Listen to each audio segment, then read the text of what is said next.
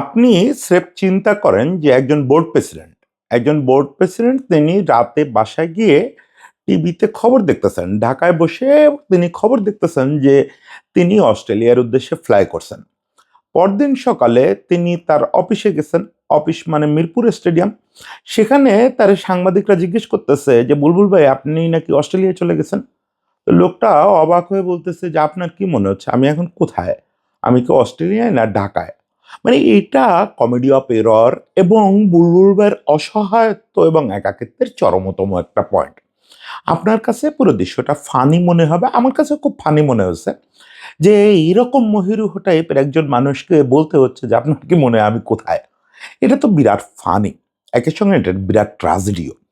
বাংলাদেশের ক্রিকেট ইতিহাসের সবচেয়ে গুরুত্বপূর্ণ খেলোয়াড়দের একজন, লিজেন্ডারি খেলোয়াড়দের একজন, আজকে নানা কারণে এমন একটা পরিস্থিতিতে আছে। এর মাঝে ওই যে একটা ছবি ফেসবুকে খুব ভাইরাল হলো, আমিও একটা থাম্বে ইউজ করছিলাম।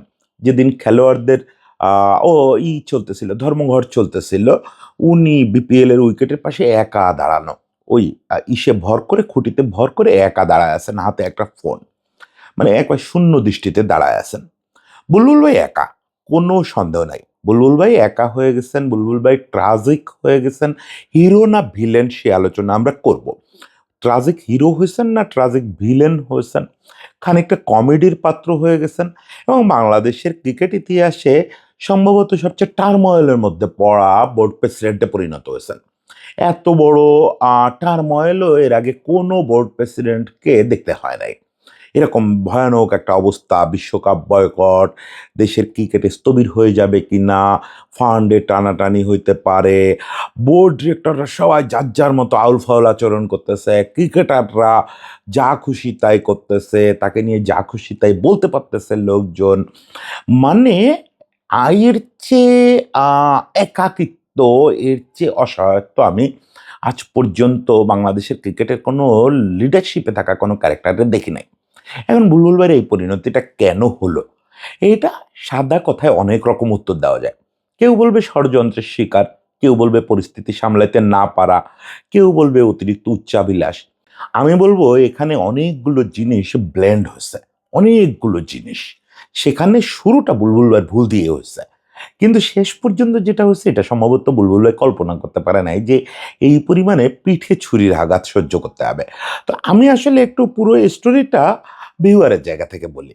আমি একেবারে পুরো জিনিসটা সিনেমার মতো করে দেখতেছি। আমার কোনো স্টেক নাই। এক্কেবারে শুরুতে ছিল, সেটা হচ্ছে বুলবুল ভাই আমার ব্যক্তিগত বড় ভাই ছিলেন, এখনো আছেন। I feel him as my elder brother.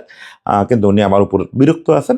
আমার ধারণা এইসব পর্ব কেটে গেলে আবার আমরা ভাই, ভাই হয়ে যাব। এখন আমার যেহেতু কোনো স্টেক নাই, আমি খুবই ভিউয়ারের জায়গা থেকে একটু গল্পটা করতে চাই যে বুলবুল ভাই কি করে সেই বাংলাদেশের লিজেন্ডারি সেঞ্চুরিয়ান থেকে শুরু করে আজকের এই ট্রাজিক এই অবস্থায় এসে দাঁড়ালেন, অসহায়ত্বের অবস্থায় এসে দাঁড়ালেন। দেখেন, বুলবুল ভাইকে নিয়ে যত লেখা আমি লিখছি, বুলবুল ভাইয়ের সঙ্গে একটা পডকাস্টও করছি মাঝে, খুব শখ করে একটা চ্যানেল করছিলাম ডি স্পোর্টস নামে। সেখানে প্রথম পডকাস্টটাই বুলবুল ভাইকে নিয়ে করছি। তো বুলবুল ভাইকে নিয়ে আমি, আমার ধারণা বুলবুল ভাইরে তো আমি খেলোয়াড় জীবনে পাই নাই, কিন্তু আমার জীবনের রিপোর্টিং শুরু হচ্ছে তাকে দিয়ে। আমি যখন একদম হাঁটি হাঁটি পা, সে সময় বুলবুল ভাই মাত্র কোচিং শুরু করছেন। বুলবুল ভাই গাইড করে করে রিপোর্টিং করাতেন। তখনকার দিনটাই আলাদা ছিল। তখন সিনিয়র ক্রিকেটারদের কাছে জুনিয়র রিপোর্টাররা ছিল হচ্ছে শিখানোর একটা ব্যাপার। তারাও মাঠে শিখতে আসতো। তো সেই দিন তো মনে হয় না আর কোনোদিন ফিরবে বাংলাদেশে, যে সিনিয়র ক্রিকেটাররা ধমক দিচ্ছে, এই তুমি এটা লিখতেছো কেন, এটা দেখতেছো না কেন।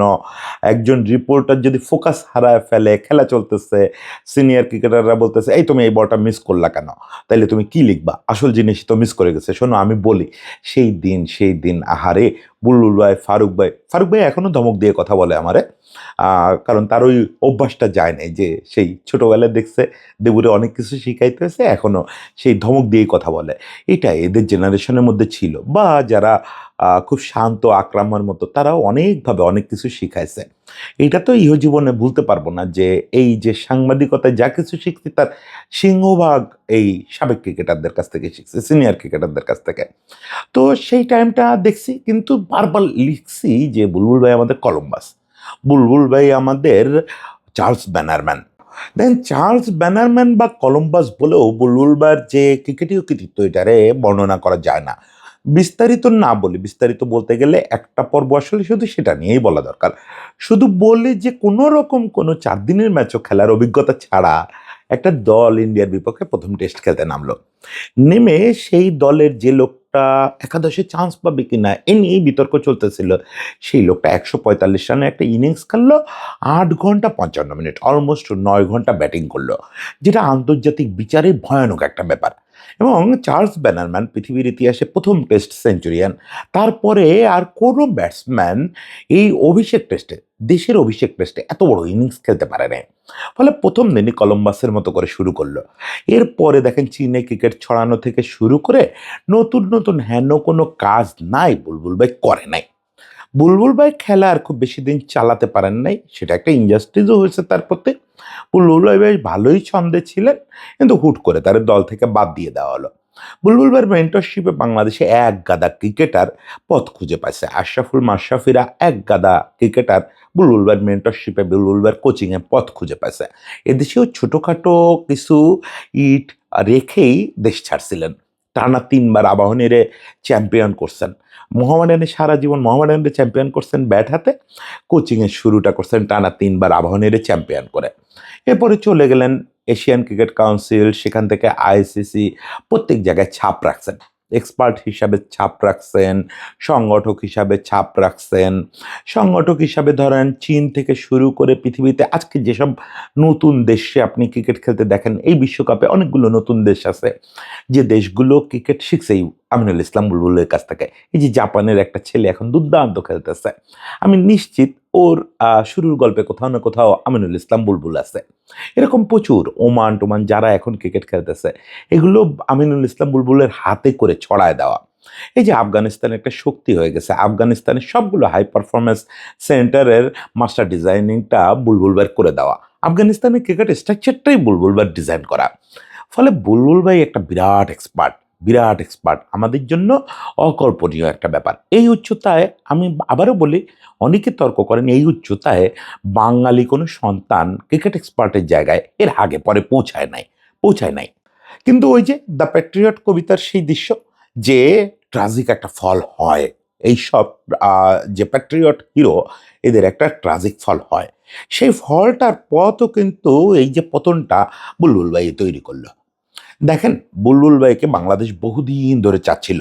আমাদের এখানে পপুলার ওপিনিয়ন যে কখন কি হবে এটা আপনি বুঝে উঠতে পারবেন না, এটা সায়েন্সের সঙ্গে মিলাইতে পারবেন না। লোকজন বলবে এটাই সায়েন্স। আমাদের এখানে প্রথমত দাবি উঠলো বুলবুল ভাইকে জাতীয় দলে কোচ করা হোক। আমি এটার গুরুতর বিরোধিতা করলাম। আমার মতো বুলবুল ভক্তের মুখে এই বিরোধিতা শুনে অনেক অবাকও হয়েছিল। আমি বললাম, ভাই লোকটার ডিমোশন দিতে চান? যে লোক কোচদের যারা কোচিং কোর্স করায়, তাদের যারা কোচ তাদের কোচিং করায়, মানে সে পৃথিবীর 3জন মাস্টার এডুকেটরের একজন। সে শুধু ক্রিকেট এক্সপার্ট না, ক্রিকেট স্ট্রাকচার ডিজাইন করে না, সে একজন মাস্টার এডুকেটর, পৃথিবীর মাত্র 3জন মাস্টার এডুকেটরের একজন। তারে আপনি আইনে একটা ন্যাশনাল টিমের কোচ বানাবেন, এটা খুব হাস্যকর হয় না? তার কোয়ালিটি কোথায় নামায় আনবেন? আর দ্বিতীয় কথা, সে তো কোচিং করে না বহুকাল, সে শিক্ষক লেভেলে উঠে গেছে, শিক্ষক মানে প্রফেসর লেভেলে উঠে গেছে। আপনি যদি একাডেমিক জায়গা থেকে দেখেন, সে একজন বৃদ্ধ প্রফেসর কোনো ইউনিভার্সিটির। সেখানে তাকে এনে আপনি কি বলবেন একটা স্কুলের হেডমাস্টার হইতে? এটা হয়? সেই বিরোধিতা করলাম। এরপরে এই জোয়ার উঠলো বুলবুল ভাইকে বোর্ড প্রেসিডেন্ট করতে হবে। আবারও আপত্তি করলাম যে না, এটাও বুলবুল ভাইয়ের পথ না। বুলবুল ভাই, ওই যে বুলবুল ভাই বোর্ড প্রেসিডেন্ট হলে আমি যদি টুটা শব্দ না করতাম, কন্টেন্টের রাগারাগি না করতাম, তাহলে বুলবুল ভাই অভিমান করতো না? আমি তো ধরেন খুব বেনিফিশিয়ারি মানুষ হিসাবে জীবন কাটাইতে পারতাম। বুলবুল ভাই বোর্ড প্রেসিডেন্ট, আমার কারোর কথা শুনে চলা লাগে বাংলাদেশে, কিন্তু আমি জানি এটা তার পথ না। বুলবুল ভাই একজন সুপার এক্সপার্ট ক্রিকেট বিশেষজ্ঞ, সুপার এক্সপার্ট। আপনি তাকে বসাচ্ছেন একটা কূটনৈতিক বা রাজনৈতিক চেয়ারে, এই চেয়ারটা তার জন্য না। এই চেয়ারটা এমন কিছু জিনিস ডিমান্ড করে, এমন কিছু অসততা, এমন কিছু কৌশল, এমন কিছু কথাবার্তা ডিমান্ড করে যা আমিনুল ইসলাম বুলবুল পারবে না। কারণ সে শেখে নেয় এটা। ক্রিকেট খেলা শেষে এক একজন এক এক লাইনে হাঁটে। আকরাম ভাই, ফারুক ভাই এরা এই লিডারশিপের লাইনে হাঁটছে। পলিটিশিয়ান না হয়েও তারা এইসব পলিটিক্স শিখছে। বুলবুল ভাই হচ্ছে একজন ক্রিকেট পরিকল্পনাকারী। বুলবুল ভাইকে যদি বাংলাদেশ পেত, আমি তো মনে করি পাইলই না। বুলবুল ভাইকে যদি বাংলাদেশ পেত, আমি বারবার বলছি যে যে স্বপ্নটা রাহুল দ্রাবিড়কে নিয়ে ইন্ডিয়া দেখছে, রাহুল দ্রাবিড় ইন্ডিয়াকে যে একটা উচ্চতায় উঠায় দিচ্ছেন, ওই বাংলাদেশের রাহুল দ্রাবিড় হতে পারতেন বুলবুল ভাই। And সেটা তো বোর্ড প্রেসিডেন্ট হিসাবে না, বোর্ড প্রেসিডেন্ট সৌরভই হতে পারে। কারণ সৌরভ খেলা ছাড়ার পর থেকে ওই চক্রে ঢুকে গেছে। আর রাহুল দ্রাবিড় খেলা ছাড়ার পর থেকে ক্রিকেট ডেভেলপমেন্টে ঢুকে গেছে। দুজনের পথ আলাদা, ফলে একজন আর একজনকে অল্টার করতে পারবে না। তাই কিন্তু ওরা পরস্পরের কমপ্লিমেন্ট করছে। সৌরভ বোর্ড প্রেসিডেন্ট হয়েছে, তার বন্ধু রাহুল দ্রাবিড়কে এনে ক্রিকেট ডেভেলপমেন্টের দায়িত্ব দিয়েছে। ফলে বুলবুলের প্রকৃত জায়গাটা ছিল বাংলাদেশে। এখন কি পদ বানাবেন সেটা আলাদা কথা, কিন্তু এটাকে ইংলিশরা বলে independent board director, independent cricket director. মানে উনি প্রেসিডেন্টের কাছাকাছি মর্যাদার একটা পদের অধিকারী হবেন। ইনফ্যাক্ট উনি প্রেসিডেন্ট ছাড়া কাউকে রিপোর্টই করবেন না, প্রেসিডেন্ট ছাড়া কেউ ওনার সঙ্গে কথা বলারই সাহস পাবে না। কিন্তু পুরো বোর্ডের সবগুলো দপ্তরের প্রধান থেকে শুরু করে একেবারে চতুর্থ শ্রেণীর কর্মচারী প্রত্যেকে ওনার কাছে রিপোর্ট করবে ক্রিকেট ডেভেলপমেন্টের প্রশ্ন যখন আসবে। উইকেট কেমন হবে, বাচ্চাদের খেলা, বয়সভিত্তিক খেলা কেমন হবে, তা থেকে শুরু করে কোচদের কোচিং কেমন হবে। এখনো বুলবুল ভাই কিন্তু এই প্রেসিডেন্ট থাকা অবস্থায় এগুলো করার চেষ্টা করে। কোচদের কোর্স হচ্ছে, দেখি বুলবুল ভাই সেখানে কথা বলছে। That's his job. তার কাজ হচ্ছে দেশটাকে ক্রিকেট শেখানো, দেশে যারা ক্রিকেট চালাচ্ছে তাদেরকে ক্রিকেট চালানো শেখানো, এবং দেশের ক্রিকেটটাকে একটা শেপ দেওয়া, যেটার জন্য আমরা এই 2000 সাল থেকে এই 25 বছর অপেক্ষা করতেছি। আমাদের ক্রিকেটের শেপ পায় নাই তো এখনো। আমাদের ফার্স্ট ক্লাস ক্রিকেট শেপ পায় নাই, আমাদের ঢাকার বাইরে ক্রিকেট ছড়ায় নাই, আমাদের প্রপার ঘরোয়া টুর্নামেন্ট তৈরি হয় নাই, উইকেট নাই, কত অভাব, কত নাই নাই নাই করে যাচ্ছি। এই গত 15-20 বছর সাংবাদিকতা এই যে নাইগুলো করছি, এখানে সবচেয়ে বেশি উপদেশ নিয়েছি বুলবুল ভাইয়ের কাছ থেকে, যে বুলবুল ভাই এটা কীভাবে করা যায়, ওইটা কীভাবে করা যায়, তার চেয়ে ভালো এটা বাংলাদেশে কেউ জানে না। কিন্তু কি হলো, সে এসে বসলো একটা কর্মক্ষমতাহীন চেয়ারে, যে চেয়ারটা আসলে ক্রিকেটের পার্সপেক্টিভে কোনো অর্থ বহন করে না। একজন বোর্ড প্রেসিডেন্টের পক্ষে আসলেই এই যে ডেভেলপমেন্টের পর্যায়ে চোখ দেওয়া সম্ভব না। কেন সম্ভব না সেটা তো এখন বুঝে ফেলছেন। শুরুতে যখন আপত্তি করছি তখন আপনারাও বলছেন না না এটা বুলবুল ভাইয়ের জায়গা। কেন জায়গা না সেটা বুঝতেছেন যে বুলবুল ভাইয়ের এখন ব্যস্ততা কি নিয়ে কাটাতে হচ্ছে। বুলবুল ভাইয়ের আইসিসির সঙ্গে মিটিং করো রে, তাদের সঙ্গে উল্টাপাল্টা তর্ক করো রে, বুলবুল ভাইরে নিয়ে আজগুবি নিউজ হচ্ছে, তার অসহায়ের মতো সেইগুলো দেখতে হচ্ছে। বুলবুল ভাই আজকে অস্ট্রেলিয়ায় চলে গেছে পালায়ে, এইসব নিউজ হচ্ছে। মানে বুলবুল ভাইকে এখন ক্রিকেট ছাড়া সব কিছু নিয়ে ভাবতে হচ্ছে। তাকে নিয়ে দুর্নীতি দমন কমিশন না কারা যেন ওই অ্যালেক্স মার্শালের টিম ফিক্সিংয়ের তদন্ত করতেছে। এরকম নারকীয় সব ভুয়া নিউজ ছাপা হচ্ছে, সেটার এগেনস্টে জিডি করতে দৌড়াইতে হচ্ছে। মানে ক্রিকেট নিয়ে ভাবার তার কোনো টাইম নাই, কোনো টাইম নাই। ক্রিকেট তার আর সাবজেক্টে পড়তেছে না, সিলেবাসে পড়তেছে না। জোর জার করে সে এর ভিতর থেকে বেরোয়, দু একবার একটু ক্রিকেট নিয়ে কথা বলে। এখন এটা তো আমিনুল ইসলাম বুলবুলের চরমতম অপচয়। আপনি পৃথিবীর সবচেয়ে বড় বিজ্ঞানীটা এনে তারে দিয়ে আপনি কি করাচ্ছেন, তারে দিয়ে ইউনিয়ন পরিষদের চেয়ারম্যানের কাজ করাচ্ছেন, বা আপনি তার দেশের প্রধানমন্ত্রী বানায় ফেলেছেন, লাভ কি? একজন বিজ্ঞানী তার বিজ্ঞান নিয়ে থাকার কথা, একজন বিজ্ঞানী তার বিজ্ঞানের নতুন নতুন আবিষ্কার করার কথা। তা না করে তাকে আসলে রাজনীতি করতে হচ্ছে, রাজনীতি বুঝতে হচ্ছে। প্রথম দফা যখন বুলবুল ভাই ইন্টারিম হিসেবে আসলেন, তখন তবুও তার একটা যুক্তি ছিল যে একটা টি-20 ইনিংস খেলতে আসছি, গোছায় দিয়ে চলে যাব। তখন আমি বুলবুল ভাইয়ের অফিসে বসে বুলবুল ভাইয়ের বলছিলাম যে গোছায় দিয়ে চলে যায় না, গোছায় দিয়ে থাকেন। গোছায় দিয়ে যেহেতু আপনি আইসিসিতে জব করেন, এটা আপনার রুটি রুজি, আপনি বড় অঙ্কের একটা বেতনে এখানে জয়েন করেন, এই বোর্ডেই জয়েন করেন। বোর্ড প্রেসিডেন্ট যেই হোক সে তো আপনার ঘনিষ্ঠ মানুষই হবে। বোর্ড প্রেসিডেন্টের আন্ডারে তো জয়েন করবেন না, আপনি ক্রিকেট বোর্ডের অ্যাকচুয়ালি চিফ হিসাবে জয়েন করবেন। সেটা সিইও হতে পারে, বা ওই যেটা ইন্ডিপেন্ডেন্ট ক্রিকেট ডিরেক্টর, একটা কিছু হতে পারে। হলো না, বুলবুল ভাই টি-20 ছেড়ে টেস্ট খেলা শুরু করলো। এই যে শুরু হয়ে গেল। এখন দুটো জিনিস পাশাপাশি ঘটলো। একটা হচ্ছে বের হয়ে আসলো যে বুলবুল ভাইয়ের আসলে এই বিষয়ে কোনো এক্সপার্টাইজ নাই। বুলবুল ভাই এই যে রাজনীতিবিদদের মতো কিছুটা সততা, কিছুটা কৌশলী, কিছুটা কথার মারপ্যাঁচ এই দিয়ে পরিস্থিতি সামাল দেওয়া এটাও পারতেছে না। আবার বুলবুল ভাইয়ের তার আশেপাশের লোকরা ম্যানেজ করে এক জায়গায় রাখতে পারতেছে না, যার ফলাফল আজকে আমরা দেখতে পাচ্ছি। প্রথমত দেখেন, বুলবুল ভাইয়ের জায়গায় অন্য কোনো বোর্ড প্রেসিডেন্ট যদি হতো, এই বোর্ড প্রেসিডেন্টের চেয়ারটা আমি পছন্দ করি না। এই চেয়ারটা যারা বসে তাদের যেসব গুণ লাগে, এগুলো গুণ না, এগুলো দোষ। এই দোষগুলো বুলবুলের নাই। এই দোষগুলো যদি তার থাকতো, তাহলে Bangladesh versus ICC versus BCCI যে ক্রাইসিসটা হলো, এটা কৌশলগতভাবে নিজেদের সম্মান রেখে এর চেয়ে অনেক ভালোভাবে শেষ করা যেত।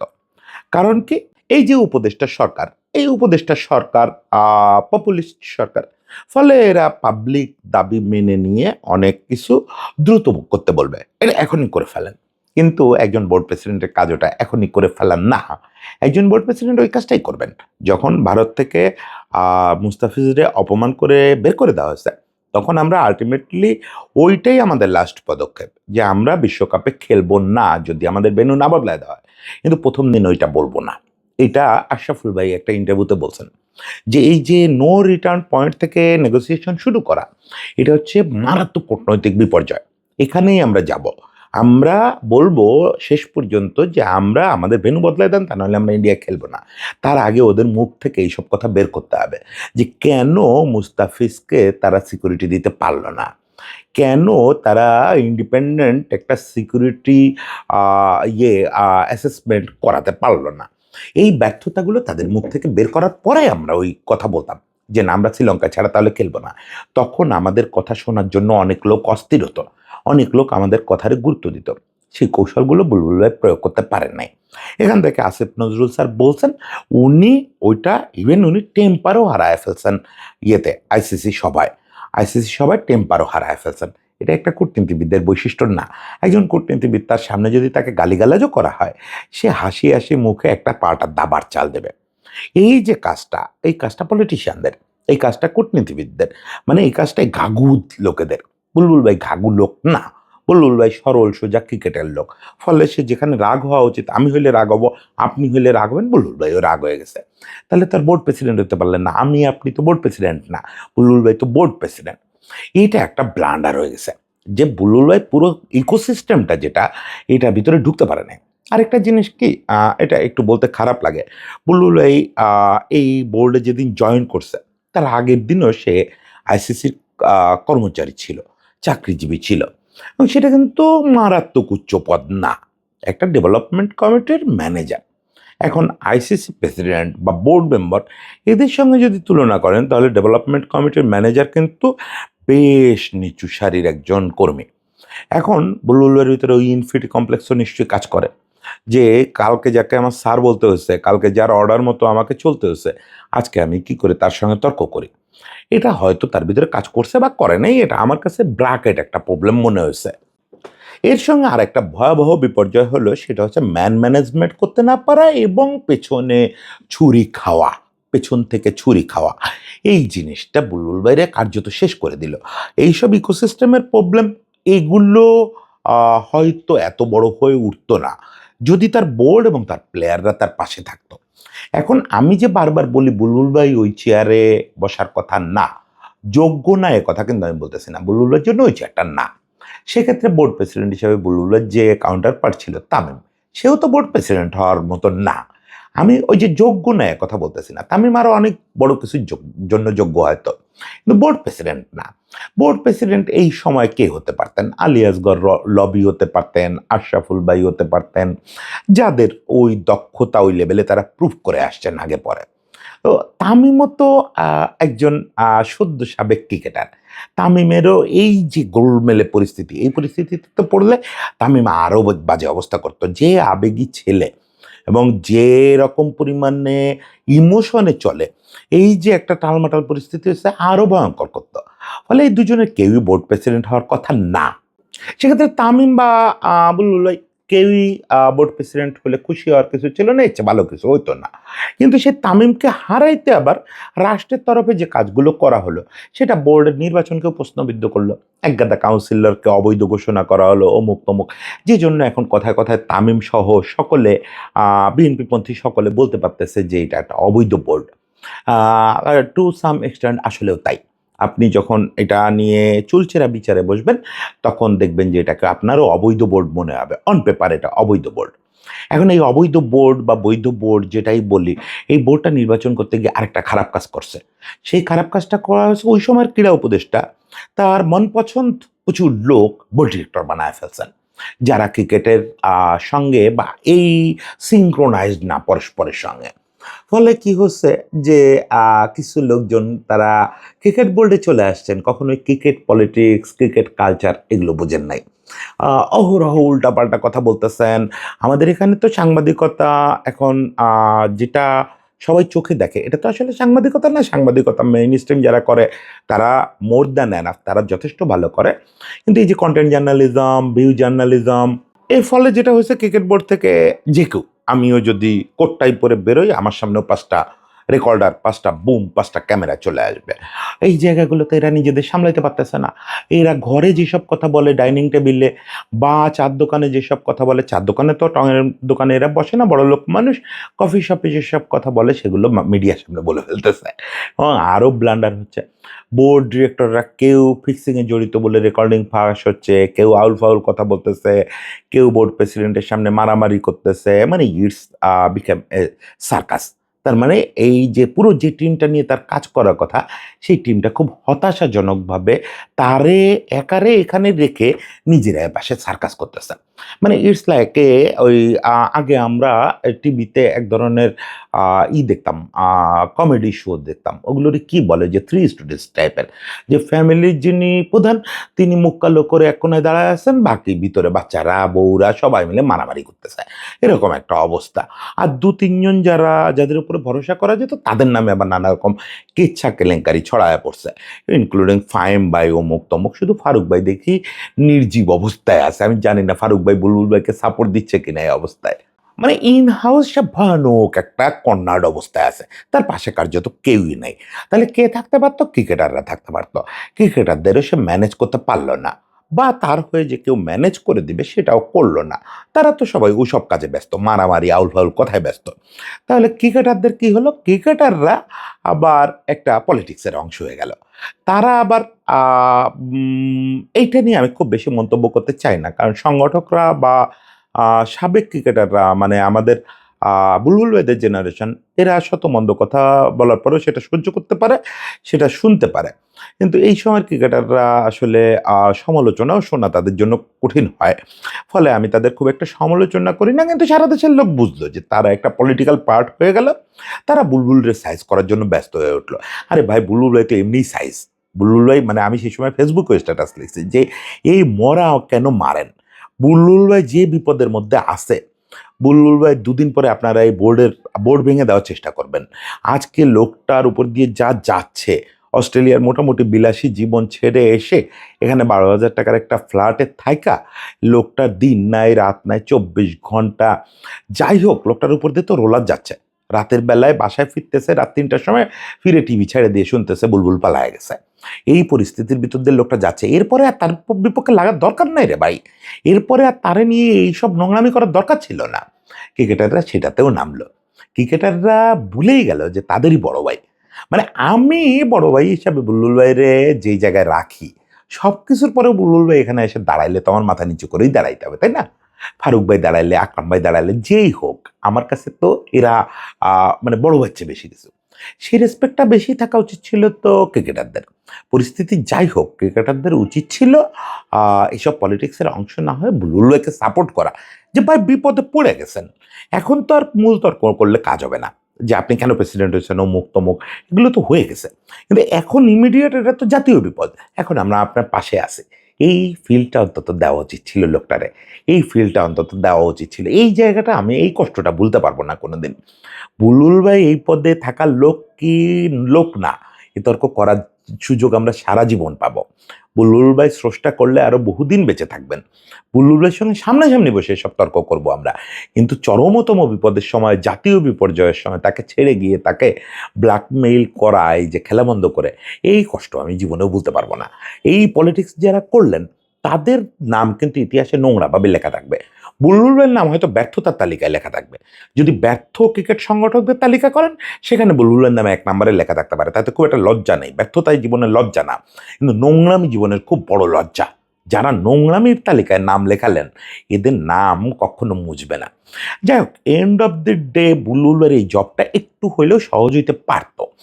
আমি সবসময় বলি যে ক্রিকেট বোর্ডের প্রেসিডেন্ট হওয়া হচ্ছে বাংলাদেশের যে কোনো মন্ত্রী হওয়া সহজ, স্বরাষ্ট্রমন্ত্রী পররাষ্ট্রমন্ত্রী হওয়া সহজ। শুনলে আপনার কাছে অতিকথন মনে হতে পারে, কিন্তু রিয়েলিটি এটা। কারণ ক্রিকেট বোর্ড প্রেসিডেন্টকে যে উত্তপ্ত পরিস্থিতি সবসময় সামলাতে হয় সেইটা আসলে আমাদের মন্ত্রণালয়গুলোতে অত বেশি হয় না। যদি বা হয়, তার হয়ে ওইটা সামাল দেওয়ার জন্য দেশের সবচেয়ে জানু জানু লোক আছেন ওখানে। সেক্রেটারি আছেন একজন, যে কোনো মিনিস্ট্রিতে একজন সিনিয়র সেক্রেটারি আছেন। ওই সেক্রেটারি পৃথিবী ওলটপালট করে দেওয়ার ক্ষমতা রাখে। আপনি আমাদের আমলাদের জোর এবং যোগ্যতা এটা হয়তো কল্পনাও করতে পারবেন না। ওই সেক্রেটারি মিনিস্টারে সোজাসুজি বলে দেবে, স্যার টেনশন করেন না, বাসায় যান, ঘুম দেন, এসি চালান, I will take care it. Secretary যখন বাকিদের ডেপুটি সেক্রেটারি, অ্যাসিস্ট্যান্ট সেক্রেটারি এদের নিয়ে বসবেন, এরা প্রত্যেকে মাস্টারপিস। ফলে এরা যে কোনো পরিস্থিতি সামাল দিতে পারে। কিন্তু বুলবুল ভাই কে আছে? ধরেন বোর্ড ডিরেক্টররা নাই, সেটা তো আগেই বললাম। বুলবুল ভাইয়ের কাছে একটা ভালো কর্পোরেট কাঠামো আছে। বুলবুল ভাই সেক্রেটারির যে রোল প্লে করার কথা ছিল যে লোকটার, তিনি হচ্ছেন সিইও। আমার মনে হয় উগান্ডা বা নামিবিয়া যেসব বোর্ড, এসব বোর্ডের সিইওরা আরও ক্যাপাবেল। আমি আবার আমাদের সিইওর ব্যক্তিগত লাইফের খুব ভক্ত। ওনার যে উত্থান, ওনার যে গল্প, এগুলোর খুব ভক্ত, কিন্তু খুবই খুবই ইনক্যাপাবল একটা টেস্ট প্লেইং নেশনের সিইও। আজকে এই ক্রাইসিস তো ওনার সামাল দেওয়ার কথা, বুলবুল ভাই পর্যন্ত তো এটা আসারই কথা না। ফলে ওই জায়গা থেকে বুলবুল ভাই কোনো ইনপুটই পায় না। বুলবুল ভাই হয়ে উনি সিইও যে, দেখেন এক্সিকিউটিভ কমিটি, যেটা আইসিসি এক্সিকিউটিভ কমিটি, তারাই তো প্রথম এগুলো নিয়ে ডিসিশন মেক করে। তাদের ডিসিশনটাই যায় হচ্ছে বোর্ডের সামনে। এক্সিকিউটিভ কমিটিতে তো এই দাপটটা দেখাবে সিইও। সে গিয়ে ওইখানে তোলপাড় করে ফেলবে যে না, আমাদের এইটাই লাগবে। সে কোনো ফাংশনই করে না। শুধু সিইও না, আমাদের কার্যত বোর্ডে 1-2জন গুরুত্বপূর্ণ কমিটির ছাড়া, প্রধান ছাড়া, বেশিরভাগ যারা কর্পোরেট চাকরি করতেছেন তারা ক্যাপাবেল না, একদমই ক্যাপাবেল না।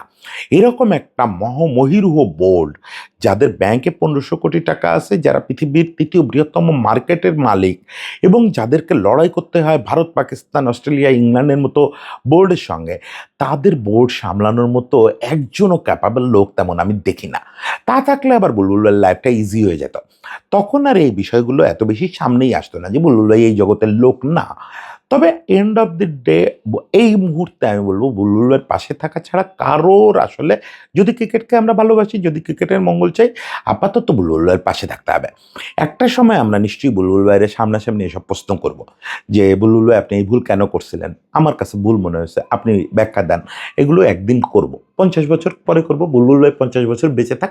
কিন্তু এই মুহূর্তে যে লড়াইটা চলতেছে, এটা একটা জাতীয় লড়াই। এখানে বুলবুল ভাই আমাদের সবার প্রতিনিধিত্ব করতেছেন একা একা। লোকটারে একা হতে দিয়েন না। আমি বোর্ড ডিরেক্টরদের একান্ত অনুরোধ করি, বোর্ড ডিরেক্টররা যদি কেউ কোনো কারণে এটা শোনেন, আপনারা এই মুহূর্তে সমস্ত পাগলামি বাদ দেন। আপনাদের যেটুকু যা ক্যাপাসিটি আছে এই লোকটারে সাপোর্ট করেন। এই লোকটারে সাপোর্ট করেন মানে এই লোকটার পাশে দাঁড়ান। বোর্ডে যারা চাকরি করেন, আপনারা নিজেদের সমস্ত লিমিটেশন অতিক্রম করে হলেও বুলবুল ভাইয়ের সাপোর্ট দেন। এইটা বুলবুল ভাইয়ের লড়াই এক না, বুলবুল ভাইয়ের একার লড়াই না। আমরা সবাই মিলে একটা লড়াই লড়তেছি, এই দেশের হয়ে সে লড়তেছে। আর ক্রিকেটারদের বলি, ভাই একটু বড় ভাই চেনেন, একটু জাতীয়তা বোঝেন, একটু ফ্ল্যাগটা বোঝেন। সবসময় পলিটিক্সের অংশ হয়েন না। হন, পলিটিক্সের অংশ তো আপনারা হবেনই। আপনাদের পলিটিক্সের অংশ হওয়া শিখায় গেছে আপনাদের ইমিডিয়েট আগের জেনারেশনটা। আপনাদের নির্বাচনী ক্যাম্পেইনে নিয়ে গেছে, অমুক করছে, তমুক করছে। আমরা আর কোন মুখে বলি যে হয়েন না? সে তো মাঠে নেমেই গেছেন আপনারা তখন। কিন্তু এই মুহূর্তে না, এটা জাতীয় ক্রাইসিস। এই সময়ে আপনারা তারে একা করে দেন না। সবাই মিলে বুলবুল ভাইয়ের পাশে থাকেন এবং এই ক্রাইসিস পিরিয়ডটা পার হোক, তারপরে সবাই মিলে আমরা বুলবুল ভাইয়ের মন্দ বলবো। একদিন দাওয়াত খাইতে যেয়ে সবাই ফোন দিয়ে বলবো যে বুলবুল ভাই দাওয়াত করেন, আপনার মন্দ বলতে আসছি। সমস্যা সমাধান হয়ে গেছে, সব সংকট কেটে গেছে। এখন যে টুর্নামেন্টটা হচ্ছে এটা ভালো করে হোক। বুলবুল ভাইয়ের জন্মদিন উপলক্ষে এই কন্টেন্টটা করবো ভাবছিলাম, কিন্তু জন্মদিনটা পার হয়ে গেছে, গতকাল খেয়াল করতে পারি নাই, আজকে করলাম। বুলবুল ভাই এর চেয়ে উত্তপ্ত জন্মদিন তো মনে হয় আপনার জীবনে আসে নাই। তো হোপ যে এই সময়টা কেটে যাবে, আবার বুলবুল ভাই তার যে প্রচণ্ড কনফিডেন্স সেইটা নিয়ে ক্রিকেটে ফিরে আসবেন। এবং আমি সেই দিনটা স্বপ্ন দেখা ছাড়ি না, যে দিনটা বুলবুল ভাই একা হাতে এই দেশের ক্রিকেটটাকে রাহুল দ্রাবিড়ের মতো করে দাঁড় করাবে। সেই দিনটা যেভাবে হোক ফিরে আসতে হবে। সেটা যদি প্রেসিডেন্টের চেয়ারে বসে হয় তাই, যদি অন্য কোনো ভূমিকায় হয় তাই, রাষ্ট্রপ্রদত্ত যদি কোনো ক্ষমতা নিয়ে হয় তাই, বুলবুল ভাইকে এই দেশের ক্রিকেট দাঁড় করাইতে হবে, আর কোনো বিকল্প নাই। সবাই ভালো থাকবেন, বুলবুল ভাইয়ের জন্য শুভেচ্ছা।